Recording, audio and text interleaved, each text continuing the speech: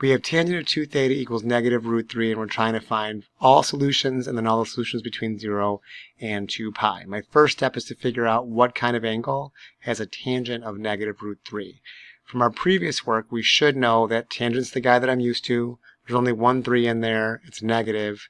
So we're looking at that negative pi over 3 reference angle. The other place where tangent is negative is in quadrant 2, again with that pi over 3 reference angle. And because these angles are both pi over 3, I can assume this is a straight line and this is a straight line, which tells me that this is a diameter. And essentially what it means is to get from here to here to here, it's going to be equally distributed, half turn, half turn, half turn, half turn. So the most efficient way to represent 2 theta is by using a negative pi over 3 reference angle plus 1/2 rotation from one to the next to the next. Isolating theta, we divide everybody by 2 to get, well, I said divide by 2, but what I really mean is double all the denominators. So I'll make this negative pi over 3 double that denominator, pi over 6 plus pi n over 2. So if the question is what are all the solutions, I can stop right here and call it a day. I don't need to do anything else with that. But when we go on to try to figure out the solutions that are between 0 and 2 pi, not including 2 pi, I'm going to want a different version of the same expression. So I'll get a common denominator by multiplying this guy's numerator and denominator by 3. And I will work with the expression negative pi plus 3 pi n all over 6. And we're just going to go ahead. This is telling me to start with the idea that we're at negative pi over 6. That's what I would get if n were 0.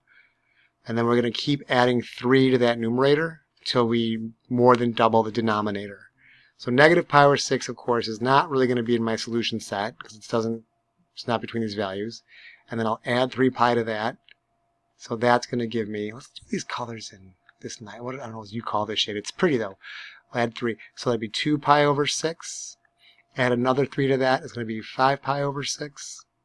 Then 8 pi over 6, 11 pi over 6, 14 pi over 6, 17 pi over 6, 20 pi over 6. Wait, what am I doing? I'm going way too far. How silly of me. As soon as I double the denominator, I want to stop, of course. So let's not even worry about any of these guys, or this guy.